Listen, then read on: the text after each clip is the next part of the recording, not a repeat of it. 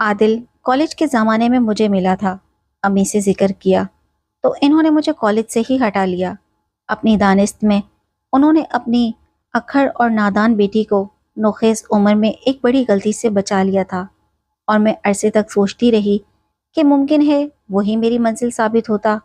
بہرحال اب تو نہ منزل سامنے تھی اور نہ منزل کا نشان۔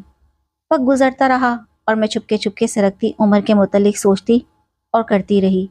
اس سوچ نے روز بروز میری سنجیدگی میں اضافہ کر دیا، جبکہ چہرے پر شادابی اور لبوں پر مسکراہٹ ہی تو انسان کو پرکشش بناتی ہے، مگر میں کسی اور ہی فکر کا شکار تھی۔ وقت نے کروٹ لی اور ماں کا انتظار ختم ہوا۔ خدا خدا کر کے ہمارے مقبرے جیسے گھر میں کوئی امیدوں کے چراغ جلانے والا داخل ہوا۔ مہروز خان نے میری سنجیدگی سے متاثر ہو کر میرا رشتہ بھجوایا۔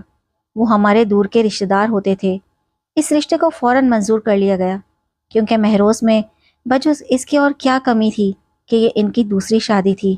وہ نامی گرامی وکیل تھے، اچھی پریکٹس تھی، صاف ستھرا بنگلہ، 2 کاریں اور زندگی کی ہر آسائش کا سامان موجود تھا۔ شکل واجبی تھی تو میں کون سی حسن کی پری تھی۔ شادی اتنی دھوم دھام سے ہوئی کہ لوگوں نے دانتوں میں انگلیاں داب لیں۔ دلہن بن کر جب مہروز خان کے گھر آئی، انہوں نے ان الفاظ میں میرا خیر مقدم کیا: رقیہ، میری کوشش رہے گی کہ تم کو کوئی تکلیف نہ دوں، مگر میری پہلی بیوی کے بارے میں بھی کوئی سوال مت کرنا۔ میرے دل کے زخم کو چھیڑنے کی کوشش نہ کرنا، ورنہ یہ راز تمہارے لیے بھی غم کا باعث ہوگا۔ میری سمجھ میں کچھ نہ آیا، مگر خاموش ہو گئی۔ تب وہ میرا ہاتھ اپنی آنکھوں سے لگاتے ہوئے بولے: میری ہمسفر، زندگی تنہا نہیں گزرتی۔ ایک زخم کھا چکا ہوں، دوسرا تم نہ لگانا۔ میں سر جھکائے یہ سب سنتی رہی۔ مجھے لگا وہ مجھ سے شادی کر کے بہت خوش ہیں۔ منہ دکھائے میں بہت قیمتی اور خوبصورت سونے کا سیٹ دیا، جس میں ہیرے لگے ہوئے تھے۔ وقت خوش اسلوبی سے گزرنے لگا۔ میں ہر طرح سے خوش اور مطمئن تھی، مگر ایک سوال کبھی کبھی ذہن میں کانٹے کی طرح کھٹکتا تھا۔ مہروز اتنے اچھے ہیں تو ان کی پہلی شادی ناکام کیوں ہو گئی؟ آخر اس کے پیچھے ایسا کیا راز ہے؟ ایک روز ہم اپنے کسی رشتہ دار کی شادی میں گئے۔ وہاں ایک خاتون سے ملاقات ہوئی جو بہت خوبصورت تھی، قریب بیٹھی تھی، لہٰذا بات چیت ہونے لگی۔ اس نے بتایا کہ مہروز اس کے سابقہ بہنوئی ہیں۔ ان کی پہلی شادی اس کی باجی سے ہوئی تھی۔ دونوں میں بہت محبت تھی اور یہ بڑی کامیاب شادی تھی، لیکن شادی کے 2 سال بعد اچانک مہروز نے میری باجی کو طلاق دے دی۔ وجہ انہوں نے نہ بتائی، نہ باجی نے۔ ان دنوں میری بہن امید سے تھی، مگر اس سنگ دل انسان نے کبھی اپنی بیٹی کی شکل بھی نہ دیکھی۔ میری بہن نے بیٹی کی خاطر دوسری شادی نہیں کی۔ وہ نوکری کرتی ہیں اور اپنی بیٹی کے لیے جی رہی ہیں۔ اس خاتون نے بات ختم کی اور چلی گئی۔ وہ راز جو میں جاننا چاہتی تھی آج اتفاق سے اس عورت نے بتا دیا، جو میرے لیے اجنبی تھی، لیکن راز پھر بھی راز ہی رہا۔ آخر مہروز نے بیوی کو کیوں طلاق دی اور دونوں نے اس کی وجہ کیوں کسی کو نہ بتائی؟ کسی نے بھی دنیا کے سامنے ایک دوسرے کو برا بھلا کہا اور نہ عیب گنوائے۔ اب میں زیادہ اپسیٹ رہنے لگی۔ کچھ دن خود پر قابو رکھا، پھر آخر بے چینی نے وہی سوال کرنے پر مجبور کر دیا جو میں نہیں کرنا چاہتی تھی۔ مجھ کو اب مہروز پر اعتماد ہو گیا تھا کہ وہ ناراض ہوئے بھی تو وقتی طور پر ہوں گے، لہٰذا ہمت کر کے ان سے پوچھ ہی لیا: آپ نے پہلی بیوی کو طلاق کیوں دی تھی؟ ہم اب اتنے گھل مل گئے تھے کہ پوچھنا معمولی بات لگتی تھی، مگر وہ ایک لمحے کو تو ساکت ہو گئے اور ان کے چہرے پر کرب نمایاں ہو گیا۔ تھوڑی دیر دم سادھے رہنے کے بعد بالآخر وہ بولے: میں اس سے محبت کرتا تھا، مجھے سے کوئی شکایت نہ تھی۔ طلاق دیتے وقت بھی دلی تکلیف ہوئی تھی، لیکن یہ کہہ کر وہ چپ ہو گئے۔ میں بے چینی سے ان کا منہ تک رہی تھی۔ بتا بھی دیجئے، کیا اس نے خود طلاق نہیں مانگی تھی؟ اس کے تو وہم و گمان میں نہ تھا کہ میں اچانک اس کو ایسا مدعا سناؤں گا۔ اس نے تو مجھے ایک خوشخبری سنائی تھی جس کے سبب میں نے اسے طلاق دے دی۔ بہرحال جو ہونا تھا ہو گیا، وجہ تم کو کبھی نہ کبھی معلوم ہو ہی جائے گی، فکر مت کرو، یہ راز بھی کسی روز کھل جائے گا۔ میں نے جان لیا کہ مزید اصرار کرنا ان کے زخم کو ادھیڑنا ہے، کیونکہ ان کا چہرہ بتا رہا تھا کہ وہ ناراض ہیں، لہٰذا اس وقت خاموشی میں ہی عافیت جانی۔ تبھی انہوں نے کہا: اپنا دل چھوٹا مت کرو، ایک نہ ایک دن تم جان لو گی۔ میری کم نصیبی کو جاننے میں زیادہ وقت نہیں لگے گا۔ انہوں نے یہ بات کچھ اس طرح بے بسی سے کہی کہ میں شرم سے پانی پانی ہو گئی۔ اتنی محبت کرنے والے شوہر کو میں کوئی اذیت دینا نہ چاہتی تھی۔ خود سے وعدہ کر لیا کہ کبھی بھول کر بھی ایسا سوال پوچھ کر انہیں آزمائش میں نہ ڈالوں گی۔ عرصے تک خاموشی رہی۔ شادی کو 5 برس گزر گئے مگر میرے اندر کے فطری حس نے چین لینے نہ دیا۔ گھر میں پڑا پرانا سامان کھول کھول کر دیکھنا شروع کر دیا۔ جب وقت ملتا تو ان کی کتابوں کی الماریاں چھانٹتی۔ بالآخر مجھے ایک فائل سے ایک تصویر مل گئی جو ان کی شادی کے اول دن کی تھی۔ دلہن اتنی خوبصورت تھی کہ میں مبہوت رہ گئی۔ یا اللہ، ایسی حسین لڑکی وہ اس سے محبت کرتے تھے جس کے لیے اب بھی اداس رہتے ہیں، کیوں کر اس کو طلاق دی تھی؟ غصے میں یا کسی شک کی بنا پر، لیکن کبھی بھی اس پر کوئی الزام نہ لگایا، نہ اس کی بے وفائی کے بارے میں زبان کھولی۔ میرے دل میں ہلچل مچ گئی اور میں سوچ سوچ کر بیمار ہو گئی۔ ایک روز مہروز نے میرے چہرے کو بہت غور سے دیکھا، پھر بولے، تم روز بروز مرجھائی جاتی ہو، چلو میں تم کو کسی ڈاکٹر کو دکھا دوں۔ میں بیمار نہیں ہوں، گھر میں بہت تنہائی محسوس کرتی ہوں۔ آپ صبح کورٹ چلے جاتے ہیں اور تمام دن مصروف رہتے ہیں، شام کو بھی آرام نہیں کر پاتے، کبھی کیس کی تیاری تو کبھی موکلوں سے سر کھپانا۔ میں آپ کی منتظر رہتی ہوں، آپ کے پاس وقت نہیں، میں کس سے بات کروں؟ کہنے لگے ایسا کرو، کچھ دن کے لیے مائکے چلی جاؤ، وہاں تمہارے بہن بھائی ہیں، امی بھانجے بھتیجے ہیں، تمہارا دل لگ جائے گا، جب تک جی چاہے رہنا، پھر گھر آ جانا۔ میں نے تو تم کو کبھی مائکے جانے سے منع نہیں کیا، میرا دل نہیں کرتا اپنا گھر چھوڑ کر کہیں جاؤں، مجھے اپنے گھر سے محبت ہے، یہاں ہی سکون ملتا ہے۔ ٹھیک ہے، وہ بولے، لیکن انسان کو کبھی کبھی بھیڑ بھاڑ میں رہنا اچھا لگتا ہے، تیار ہو جاؤ، میں خود تم کو اماں کے پاس چھوڑ آتا ہوں۔ مہروز کے اصرار پر میں مائکے آ گئی۔ امی نے بھی کہا، تم بیمار نظر آ رہی ہو، سچ بتاؤ کیا بات ہے؟ تم شوہر کے ساتھ خوش تو ہو؟ ہاں ہاں، میں ان کے ساتھ بہت خوش ہوں، وہ بہت اچھے ہیں، لیکن مجھے اب تنہائی محسوس ہونے لگی ہے۔ میں نے تو تم سے پہلے بھی کئی بار کہا ہے کہ تم کسی اچھی ڈاکٹر سے علاج کراؤ، شادی کو 6 سال ہونے والے ہیں اور ابھی تک تمہاری گود ہری نہیں ہوئی ہے، تنہائی تو محسوس ہوگی نا؟ امی، جب میرے شوہر کو اس بارے میں فکر نہیں، پھر مجھے کیوں ہو؟ انہوں نے تو ایک بار بھی نہیں کہا کہ ہمارے یہاں اولاد کی کمی ہے، لیکن میں نے 1 2 بار کہا تو بولے، اولاد اللہ کا مال ہوتی ہے، وہ جب چاہے دے، مایوس نہ رہا کرو، اللہ نے چاہا تو ہو جائے گی۔ امی خاموش ہو گئیں۔ مہروز ہر ہفتے آتے، صبح سے شام تک میرے پاس رہتے، کہتے سوچا مت کرو، خوش رہا کرو، دیکھو یہاں آ کر تمہاری صحت پہلے سے کہیں بہتر ہو گئی ہے۔ واقعی امی کی توجہ اور دیکھ بھال سے میں بہل گئی تھی اور اب میرا دل ان کے گھر میں لگنے لگا تھا۔ گھر آتی، چند روز بعد جی چاہتا پھر سے ماں کے پاس چلی جاؤں۔ میرا دل واقعی ماں کے ٹوٹے پھوٹے مکان میں ہی بہلتا تھا۔ مجھے اب بنگلہ، کاریں، ملازمین سب برے لگتے، کیونکہ مہروز کی مصروفیت کھلتی اور تنہائی کلیجہ کھانے لگتی۔ یہ بات انہوں نے بھی محسوس کر لی تھی، اس لیے وہ خود مجھے امی کے پاس چھوڑ جاتے اور کبھی کوئی روک ٹوک نہ کرتے، نہ بدزن ہوتے، بلکہ ان کی محبت میں اضافہ ہی ہوتا جاتا تھا۔ میں بھی ان سے محبت کرتی تھی، مگر اب میرا دل ان کے ساتھ خوش نہ ہوتا تھا، کیونکہ ان کی خاموشی نے مجھے ڈس لیا تھا۔ جن دنوں میں اس الجھن میں گرفتار تھی، امی مجھے ایک لیڈی ڈاکٹر کے پاس لے گئیں۔ اس نے کچھ دوائیاں دیں اور کہا کہ آپ شاید سوچتی بہت ہیں، کسی بات کی ٹینشن نہ لیا کریں اور خوش رہا کریں، آپ صحت مند ہیں اور انشاءاللہ اولاد بھی ضرور ہوگی۔ 1 ماہ بعد امی نے اصرار کیا کہ میں پھر سے ڈاکٹر کے پاس جاؤں اور علاج پورا کراؤں تاکہ کوئی کمی بیشی نہ رہے۔ جس روز ہم نے ڈاکٹر سے اپوائنٹمنٹ لیا تھا، اس دن امی کی طبیعت ناساز ہو گئی۔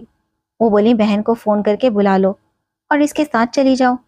بہن کو فون کیا تو وہ بولی، تمہارے بہنوئی کے مہمان آنے والے ہیں، میں نہیں آ سکتی، تم یہیں آ جاؤ، فارغ ہو کر ساتھ چلی جاؤں گی۔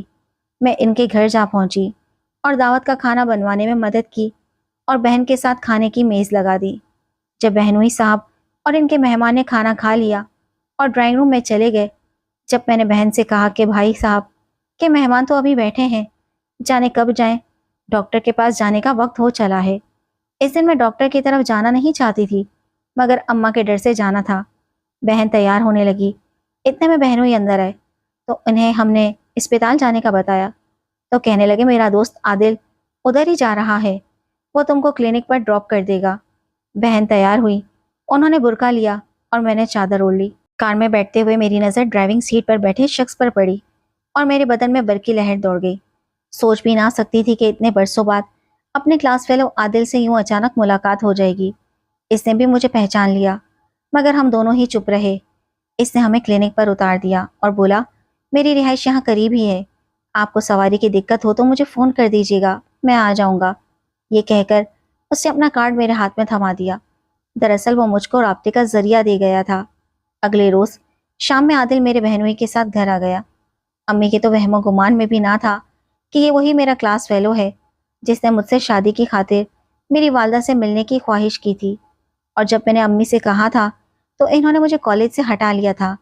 अम्मी के जहन से अब तक तो इसका नाम तक महफ हो चुका था, लेकिन वो मुझे ना भूला था। जब उसे पता चला कि मैं इसके दोस्त अरशद की साली हूँ तो बहनोई के तवसुत से उसने मेरे भाई अरसलान को दोस्त बना लिया। इन दिनों भाई नौकरी की तलाश में थे। नौकरी ना मिले तो दुबई जाने का ख्याल जाहिर किया। तब बहनों ने इनको आदिल से मिलवा दिया कि इसका काम दुबई के वीज़े दिलवाना था। यूं वो अम्मी के घर आने जाने लगा और इनका मुंह बोला बेटा बन गया। भाई अरसलान तो दुबई चला गया, मगर आदिल ने हमारे घर में पंजे गाड़ लिए। अम्मी से कहा मैं तो दुबई होता हूँ, वक्तन फवक्तन यहाँ आना जाना रहता है। कभी कभी होटल में और कभी किसी दोस्त के पास ठहर जाता हूँ। इस पर मेरी माँ ने कहा बेटा तुम यहाँ रह लिया करो, कहीं और ठहरने की क्या ज़रूरत है।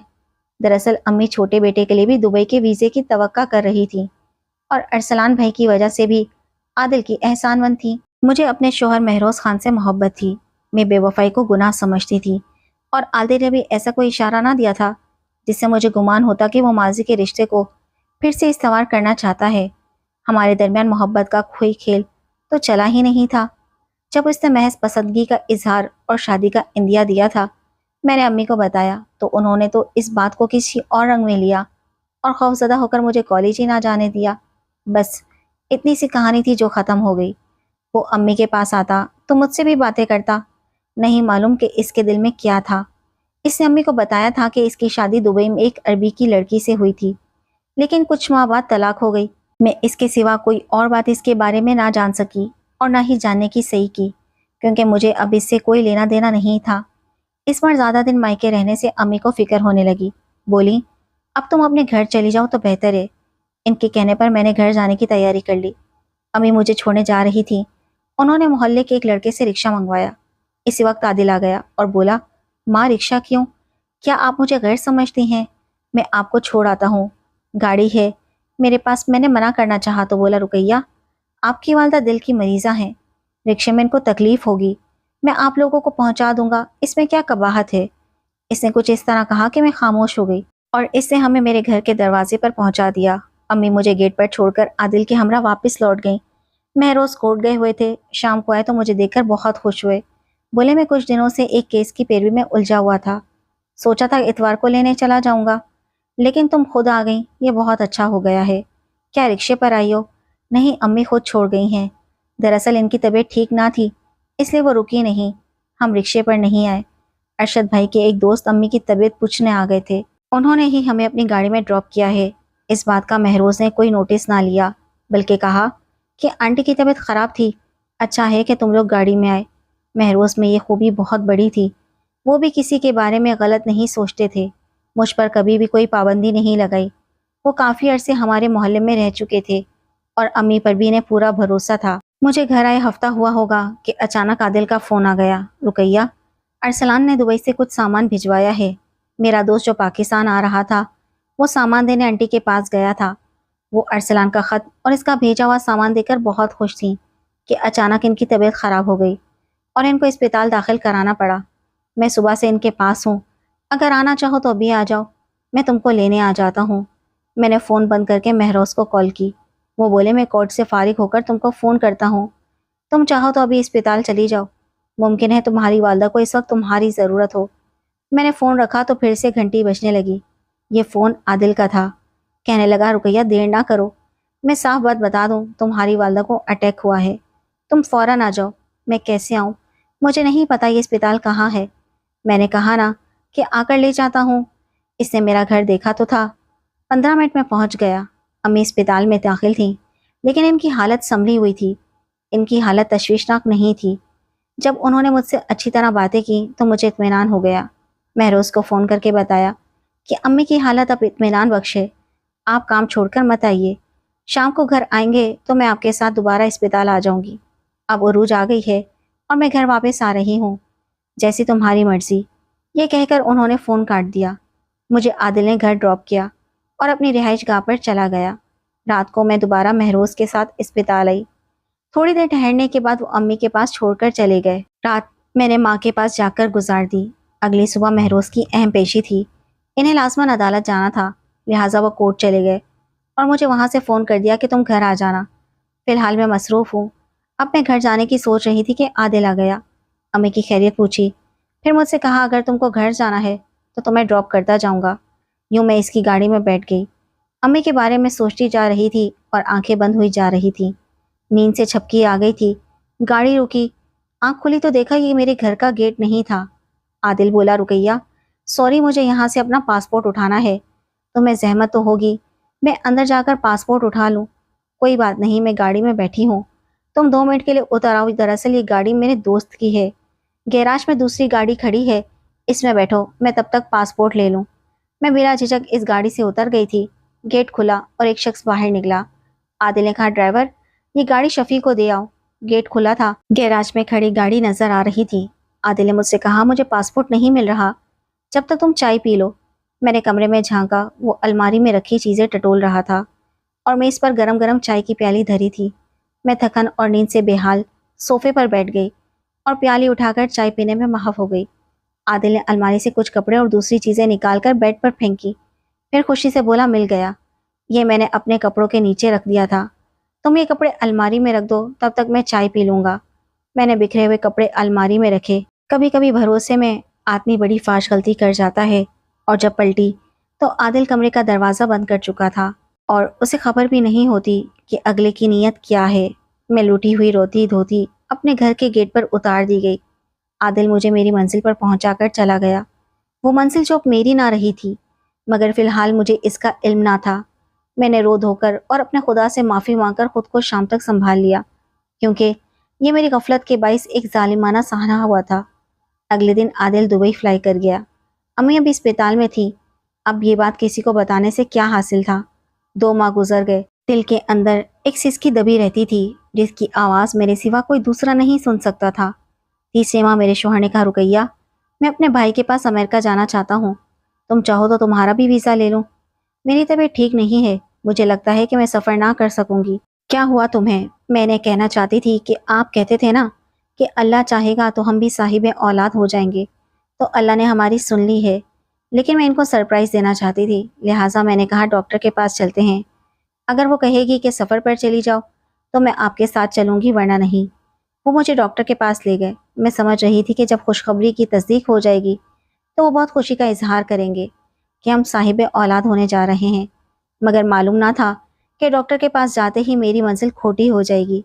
جب وہ گھر لوٹے، ان کے چہرے پر خوشی کا شائبہ تک نہ تھا۔ میں نے پوچھا، کیا ہوا؟ کیا آپ کو خوشی نہیں ہوئی؟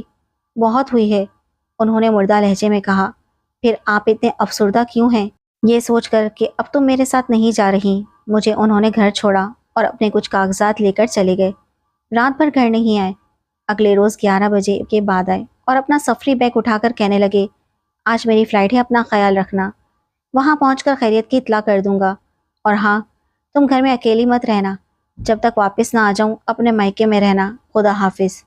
وہ میری طرف دیکھے بغیر چلے گئے۔ میں ان کے سرد لہجے سے تعجب میں ڈوبی ہوئی تھی۔ ان کے جانے کے بعد بے تحاشا روئی۔ شام کو بیگ میں کچھ کپڑے ڈالے اور امی کے پاس چلی گئی۔ سمجھ میں نہ رہا تھا کہ مجھ سے ایسے ملے بغیر کیوں کر چلے گئے، جبکہ ان کی فلائٹ تو رات کی تھی۔ امی کے گھر آئے ہفتہ ہوا ہوگا کہ گھر پر امریکہ سے ایک رجسٹری آئی۔ خوشی سے کمرے میں آ کر کھولا تو کچھ کاغذات تھے اور ایک خط جو مہروز کی طرف سے تھا۔